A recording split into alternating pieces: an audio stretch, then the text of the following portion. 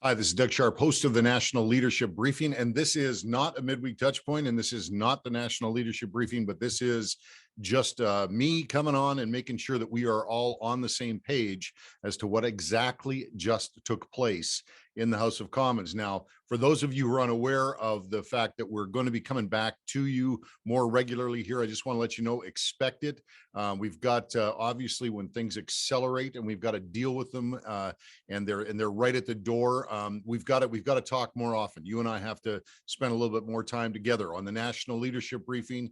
We're always only going to meet once a month. We're always going to meet only for 1 hour, and we're going to just touch base and remind ourselves as to why it is that we come together. We come together to develop the habit of coming together to speak to the things that are important to us collectively. Things like the right of parents to raise their children the way they want, the right of belief and freedom of religion, and our expectation that those we elect to serve us in civil government defend and respect our right of belief and freedom of religion. Also, we have an expectation on those same individuals to pass legislation and make laws that provide for the safety and security of the vulnerable among us. And of course, finally, we do rally around the final point, which is that we feel it is inappropriate in a massive way to pack debt upon the backs of our children and future generations. So we're going to keep doing that. And we're going to keep getting in touch with you midweek with the midweek updates. But right now, these are special times, and you and I have to set aside a little bit more time to deal with what's coming at us. And of course, I'm talking about our democratic crisis here in Canada, when our official opposition, the Conservative Party of Canada, Her Majesty's loyal opposition, you'll hear me refer to them as, refuse to oppose. They refuse to do their job. They abdicate their responsibilities, whatever you want to call it. But just recently, when Bill C-4 was placed into their hands in the House of Commons, out of the blue, they decided to pass or to introduce a motion, a unanimous consent motion, to move it all the way through out of the House into the Senate, and bypassing Canadians' opportunity to participate in that process at all, which is just an absolute, I mean, it's unbelievable to me that they would have done that. And so what we did was we were eagerly, of course, we were going to address that very, very massive misstep by our opposition party, but we wanted to also prepare for the Senate. That is until the Senate picked up the same tactic and strategy, and the interim leader of the Senate. And I'm specifically saying the interim leader of the Senate because I know personally the leader of the Senate, and I would like to believe that my good friend, Don Plett, the leader of the Conservative Party in the Senate, I'd like to think that he is absolutely livid. Now he's off, he's not president, he's on medical leave right now, but the interim leader, while he was away, the interim leader introduced a motion of unanimous consent, and the senators did the same thing. They picked up Bill C-4, and there's just this piece of legislation. Doesn't even matter what it is, you know, really honestly, doesn't even matter what it is. We're going to talk a little bit about it today, but it doesn't matter what it is. They picked it up and they bypassed Canadians' opportunity to participate in that process and rushed it through to royal assent, where it will now become law, the law of the land. No consultation. Okay. So what we did was we did a bit of a training video before. I'll make sure you guys, if you go to our YouTube channel, Canada Family Action is our YouTube channel. We've also got a project which is called National Leadership Briefing. We've got all sorts of links to different websites, but you're going to find all of these briefing videos in various places. But I just wanted to bring you up to speed today because we set 3 priorities at our last point of contact. The first priority was to help you remove the leader. Now, this is super important that you note my language there because, pardon me, one sec, got to wash it down, a little Canadian medicine here. Help you remove the leader of the Conservative Party of Canada. Now, it's important that you note the language that I use there because I'm not removing anybody myself. Like I'm not talking about like storming the castle and like hauling Aaron O'Toole out of there myself. That's not what I'm talking about. I'm talking about using the constitution of the party and helping party members understand the process of removing a leader and actually removing a leader, like within the rule book of the party, which is where we always want to operate. We want to maintain respectful postures. We want to always operate within the rules. Obviously, sometimes they game the system and try to change the rules, but we have a way of countering that as well by using the rules to counter those guys that try to game the system. So we're always going to try and do that. But I mean, priority number one needs to be crystal clear. It is to help you remove the leader. So sometimes I'll slip and I'll say, okay, let's remove the leader, or first thing we're going to do is remove the leader. Okay, that's, just be clear. It's you and me and the rest of the party members, with the authority that they possess because they purchased a $15 membership card. And by the way, if you don't have your membership card for the Conservative Party of Canada, oh my goodness. Okay, first of all, let's get that out of the way, because we cannot be dealing with such minor little details at this point in time. This is mission critical time. So your kit bag needs to be full already, and you need to be mission ready. That includes spending $15, getting your Conservative Party of Canada membership, because you're going to use it like a sword over the course of this next 12 months. This is one of the most important weapons you have in your arsenal as a citizen of Canada, is to, wherever there is opportunity for you to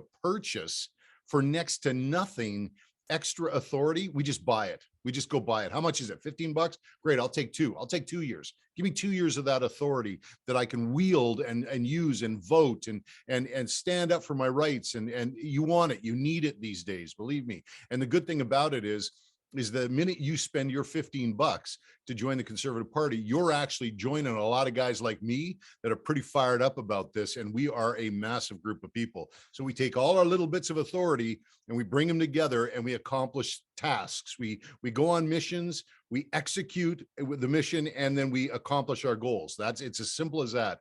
So for you to be even a part of this conversation, you need to be ready with your party membership. Okay. Now you're already a citizen of Canada. You already possess that authority.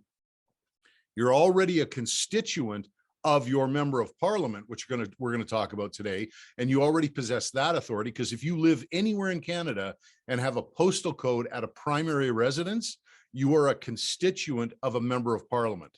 So you have that extra authority as well.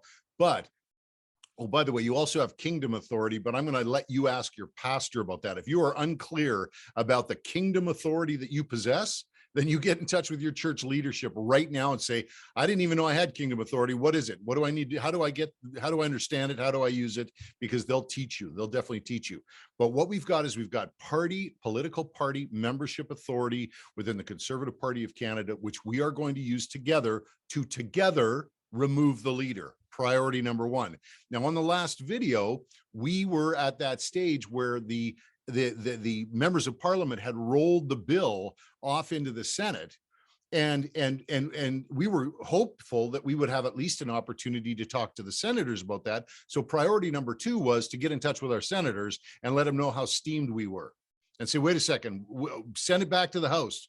Make amendments, lots of amendments, and then send it back to the House of Commons and let those gutless members of parliament there deal with the amendments and have a conversation about it that will allow us to participate again in the process. Now, what we didn't know at that time was, when we set that second priority to talk to our senators, was that the Senate would do the same thing. So the interim leader of the Senate picked up that bill that they got handed into Bill C4, and they had a unanimous consent motion, and it got raced through, and now it's going to become law.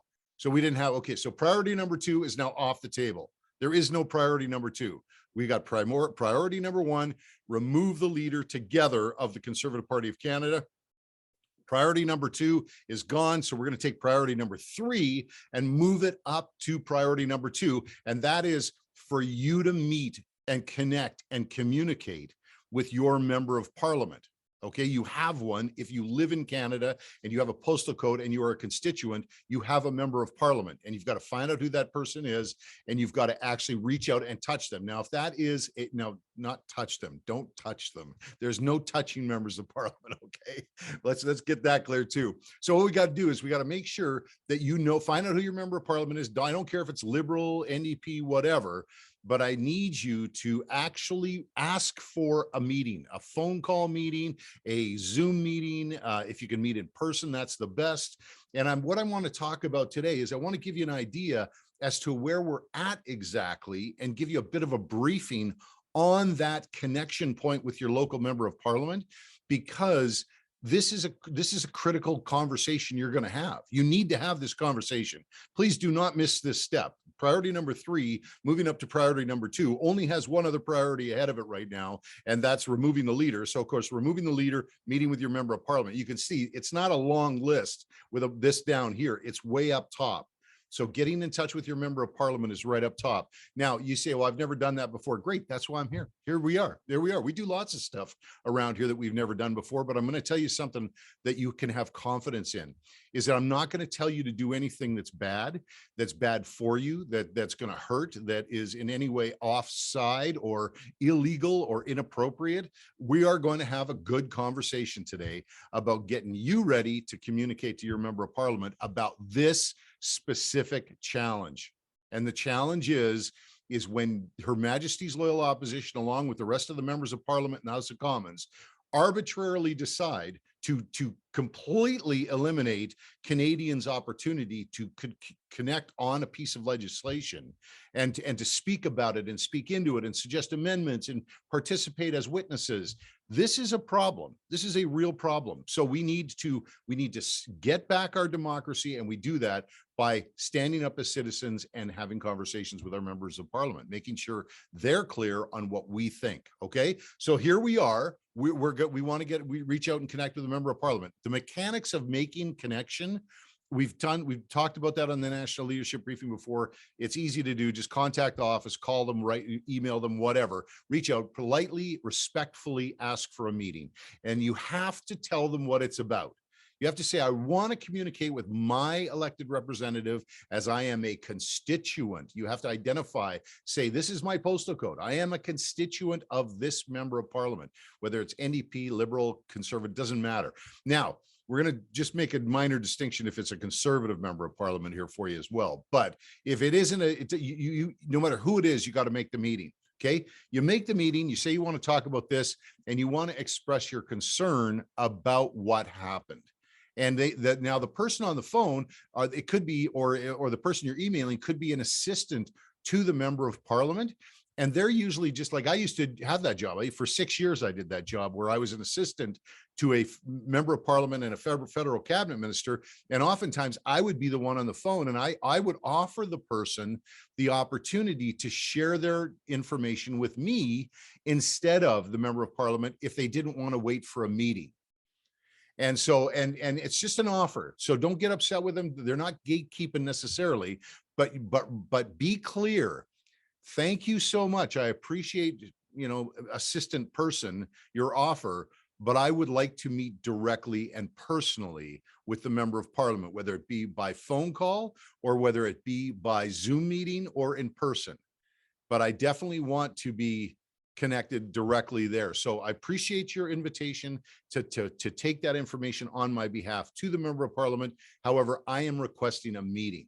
Okay, and I'm requesting a meeting about the movement of Bill C4 through the House and into the Senate. Now, this is where I gotta start. Now we're going to get into some training. They are prepared for people expressing concerns or being in favor of different bills and different processes that occur during their executing of their tasks as members of parliament. One of the tools that they use in their office are templated letters. And so if they offer to send you out a letter from the member of parliament clarifying their views on that, I just want you to know you're actually getting a template. Okay.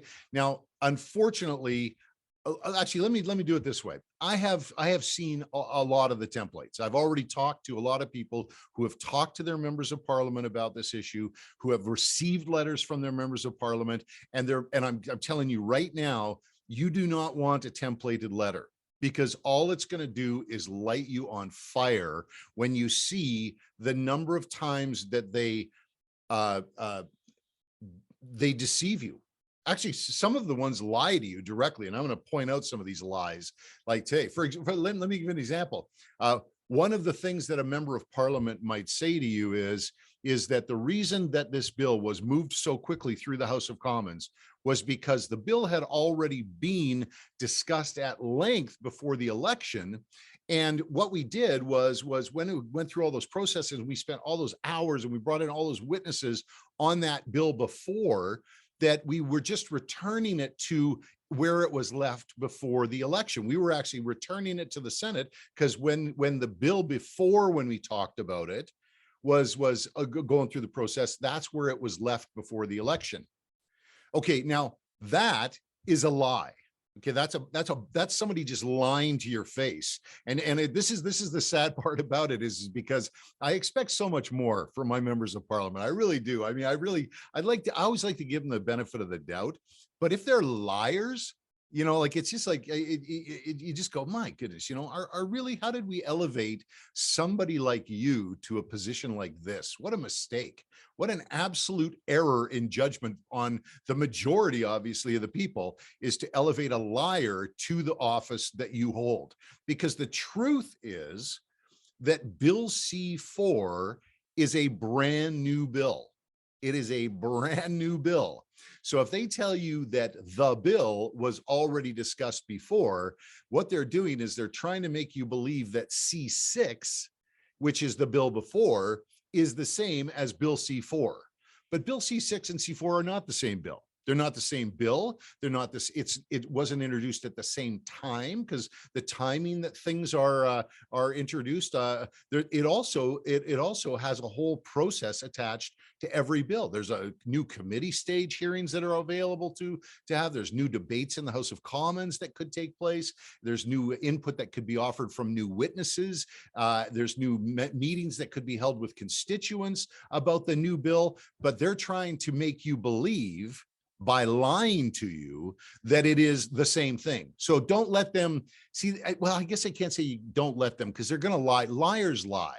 Liars lie. That's, I mean, we're all adults, or we can be true. Liars lie. But if you see it, just, you know, sorry, they're not perfect. All right. So some of our members of parliaments are liars. What are some of the other ones? Let's get into a couple of these lines here. Okay. So it says here, one of the couple of reasons that they did it. I've got one letter. I'm not going to tell you which member of parliament it is, though, because it's not really important, because all members of parliament are going to have these templated letters. Okay, so this one was being honest. This one said that the reason that they passed the bill through and didn't include any Canadians in the consultation was, one reason was, he gave a list of 4. That's pretty good. Some of them are wrong. Actually, they're all not good enough reasons, but here's one of them. He said the first version of Bill C-6 was bad. Then the Liberals changed the definition and made it worse before ramming it through. So that's the bill before the election. So that's the truth. That is the truth. So the first Bill C-6 was bad. Then the Liberals changed some definitions and stuff and made it worse as it went through the process. And then they rammed it through to the Senate. Now, he said, this version of C-4 is even worse than the worst bill that was made before. So he at least acknowledged that they're 2 different bills. And there's an outside chance that if we fought it, that they would make it even worse yet. So again, that's all true. But by what he's saying there, like, there was a possibility that it could get worse, and it's already worse than the other bill that was bad and got worse. And I'm just going, wait a second, that sounds like the perfect time for someone to stand up and fight. But instead, after admitting that to themselves that it was worse, they chose to capitulate, fold up like a sack of wet bread, and hand it off to the Senate. Now, this is kind of interesting, because he also noted in this letter, he was honest enough to say, this bill offers no protections for parents or clergy or those consenting adults. So he admits right in his letter to his constituent that the bill offered no protection for parents talking to their children. Now, I have another letter right here from another member of parliament that said, here, this is like another letter written by a member of parliament. Somebody's lying. And it said here, I know that family is extremely important to you and many other Canadians. Nothing in this bill would prevent parents from talking to their children.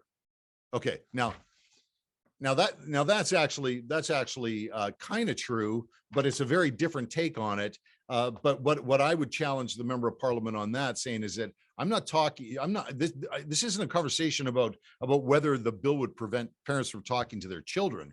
It's to whether they have the authority to protect their children from the overreach of government and education and all the other people that are firing on the authority of the family. So they are not protecting and preserving parental authority, but with their gamesmanship of words here, they're trying to make it look like, hey, like we're not getting in the way of that bill. And by the way, that's an easy way to deal with this as well, is if you start seeing these templated letters and you see like a member of parliament that is standing in defense of the bill, then you got a problem. Then you've got a member of parliament that is just not willing to represent your views and values, because there is nothing about this bill that in any way represents like the preservation of the authority of parents to raise their children the way they want. There's nothing in this bill that demonstrates a respect for right of belief and freedom of religion. And I have gone so far as to say, in Bill C4, there is nothing in the bill that actually provides protections for members of the LGBTQ community, because they're limiting the choices of members of the community to go and establish their own healthcare plan by looking around. Now, coercion and all these other things, yes, of course, nobody wants conversion therapy. I mean, I even hate saying that, because anybody who suggests to you that somebody on our side or out there believes that you should strap someone who is in a same-sex relationship to a metal table and attach electrodes to I mean, come on. This is what they're trying to make you believe, though. And we've let this narrative get out there. We've let this narrative swell up and fester out there in the minds of Canadians that these things actually take place in the faith communities of Canada. And the truth is they don't. They don't. That, like, this is they couldn't produce a single witness at any of these hearings that was having those kinds of experiences. But what we do have is we have a lot of parents who really would like the government to stay out of their business if their 14-year-old daughter comes home from school after getting a bunch of ideas put in her head and says, "Mom, I think I'm a boy and I'd like to have surgery and have my breasts removed."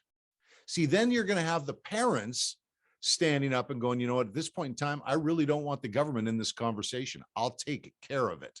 I do not need the government. I will take care of it. Leave my family alone. That's what they want. That's what parents wanted to see. So some members of parliament are going to actually shuck and jive, and they're going to, like, sort of dance around the issue. But the truth of the matter is that they're wrong. The argument that you have when you meet with your member of parliament is, hey, look, I'm not here to discuss the bill because you took that away from me. I'm not here to discuss the merits of the bill. I'm not here to discuss what I think about it, whether it's a good bill or a bad bill. You know why? Because you took that opportunity away from me. That's what I'm here to discuss. I'm here to discuss with you why you thought it was appropriate for you to take a bill from first reading to third reading, give it to the senators, where they kicked it right into law, becoming law, without any Canadians having an opportunity to speak to it. And again, if they start giving you all these excuses like, oh, well, we looked at it before, that we were going to lose, or I was looking at it through the political calculus, just remember, hold whatever they say up against the fact that you were excluded from being a part of that conversation, and let them know, you know what? None of these excuses are good enough. So this is what I'm going to ask of you, Mr. Member of Parliament or Miss Member of Parliament, is I'd like you to apologize. I'd like you to apologize to me, and I'd like you to publicly apologize to your constituents and the other constituents that you serve. I'd like you to show some kind of regret, show some kind of like admission that you may have gone too far and get caught up. And maybe you were afraid. Maybe you were afraid of the heavy hand of the media coming down and swatting you, or maybe you were afraid that the Liberals were going to make the bill worse, like that one member of parliament. Like, maybe fear drove the day. Maybe that's what it was. Whatever it was, then you can talk about that if you want. But I tell you, if it starts sounding like excuses, which a lot of the things that you're telling me now do sound like, then it's not an apology. So I would just say, I'm sorry to my constituents for not giving them the opportunity to participate fully in the democratic processes of our government and our parliament. And I commit to never doing it again. Okay. So this is meeting with your member of parliament. If you do not get that, I'm requesting you acknowledge your mistake, acknowledge it as a mistake. Then I'm going to ask you again to commit to never doing it again, because you and me, quite honestly, Mr. Member of Parliament, Miss Member of Parliament, you and me, I think we could have a pretty good relationship moving forward if you'll do this, because we can get this behind us.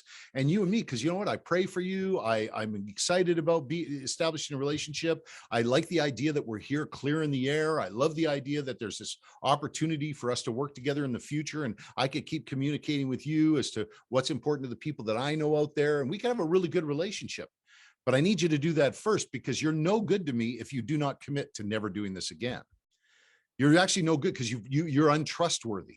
I can't trust you if you think it's okay to cut me out of the process. That's not good. So this is what I'm going to need from you. Now, if your member of parliament says, you know what, gosh, you know what, you're right. I've heard from quite a few other people on this as well, and I'll be making a public statement. Well, that's fantastic. Thank you so much. And make sure that they know how much you appreciate them and what a big step you know that to be, because it is a big step. It's a big step you're asking them to take. But if they don't, and they say, no, I'm not going to do that, it was the right thing to do, then go, well, thank you very much. I appreciate that.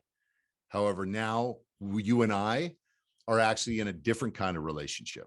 You and I are now in a different kind of relationship where, as a constituent citizen within your riding, I have authority that I'm going to use to do everything I can to remove you from office. And I know that I'm just one person, and I don't have a lot of things, but you know what? I just want you to know, I am not a political friend of yours. I'm still going to pray for you, for your family. But you know what? This inability for you to acknowledge the error that you made has unfortunately demonstrated to me that you are not the suitable person for this job.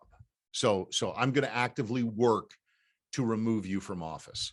And I'm going to gather many people as I can around there. And I'm going to make sure that as many people as I can connect with out there know about what you just told me you would not commit to.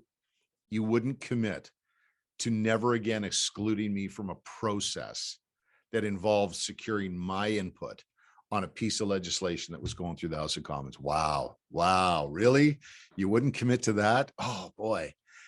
Okay. Well, some people are suitable for the job. Some people aren't suitable for the job. Okay. So we're all together going to remove the leader. And ultimately, I guess we're going to meet with our members of parliament, and we're going to remove some of them too together, because I'm going to help you. That's what we do. So here's what you got to do.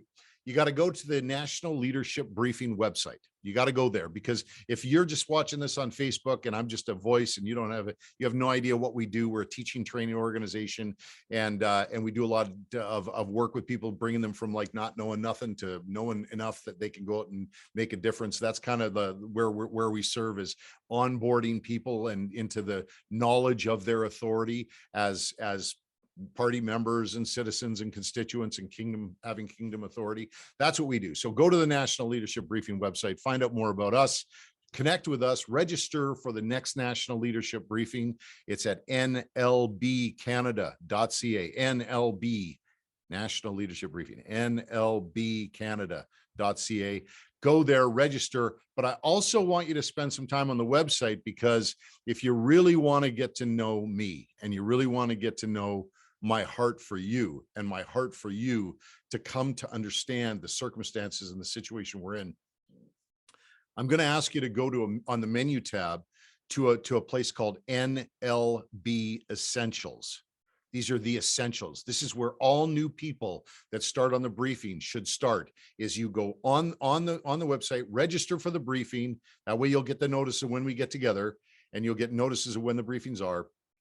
By the way, if you're registered and you can't make the briefing at the time of the briefing, we have your email address at that point. So we send you a video of the briefing. So you never miss anything. You will not miss a thing from here on in, and you get all the resources that we're talking about, and we'll be serving you on the road ahead. But go to that NLB Essentials tab first, because there's 4 really quick videos. They're brief. They're like 8 minutes, 9 minutes, something like that. And watch all 4 of them, and you will get to know real quick where we fit in your future. Because we don't want a lot of your time. We're only asking for 1 hour once a month and a few minutes each week for you to just to touch base with us, to stay up to speed as to what it is that we're all working on together. But those NLB Essential videos, that's the best investment you can make in having your head in the right spot and postured and positioned correctly to receive the information you're going to get on the very next touch point, on the very next briefing. So watch those videos, NLB Essential videos on the nlbcanada.com website. Okay. All right. So those are the priorities: meeting with removing the leader, meeting with your members of parliament, and find out if we need to remove them. And then what we'll do is we'll all get together and we'll just keep moving forward, because that's what we're going to do. We're always going to move forward here on the National Leadership Briefing, because I'm praying great blessing all the time for your future, for you and your future and your family's future, and for the future of our nation. And you're going to find that out every single time we get together. So I expect your future to be very bright, and look forward to it. It's going to be great. All right. Thanks so much for your time today. God bless you. God bless your family. And may God continue to bless this great nation of Canada. Bye for now.